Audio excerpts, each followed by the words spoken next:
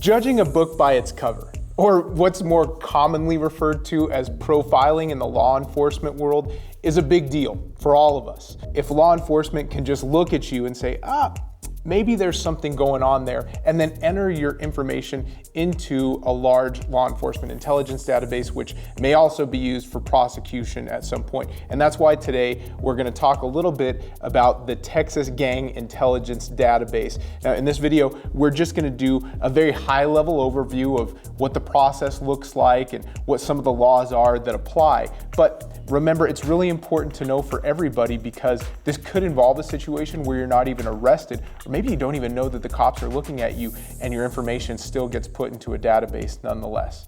So in Texas, we have something called the TxGANG database. It's really called the TxGANG Intelligence Database, and it's codified under Chapter 67 of the Texas Code of Criminal Procedure. And as you'll see as we go through this, there's going to be some other laws that apply. But in general, what this is a database compiled of information where law enforcement thinks potentially somebody is involved in some sort of gang activity. So they have to gather this information in certain counties of a certain population size and put it into a database that can later be used. Let's start by going over the records creation process. How does your name or information get put into this database? Now, there's a couple of different ways, but I'm going to give you kind of a little flow chart here of how it works. So it's going to start off with some sort of law enforcement contact. And during that contact, they decide you are potentially involved in some gang activity.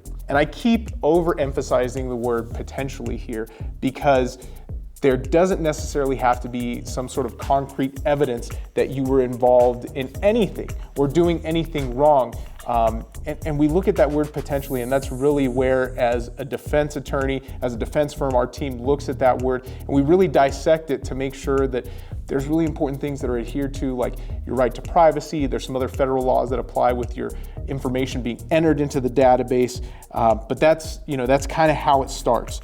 So once you meet the criteria, which we'll go over in a second here, your information is put into a record, and that record is put into the TxGANG database. It's then shared with a bunch of law enforcement agencies.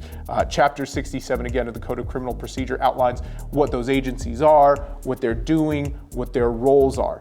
Now, a couple of important things about Chapter 67. It does create this database, and it uses the word shall quite a bit. So that means law enforcement actually has to do this. It's compulsory in a lot of cases. And you can read into the size of the county that this would apply to, or the size of the municipality the law enforcement agency is working in, that would create that requirement for them to make this record of you.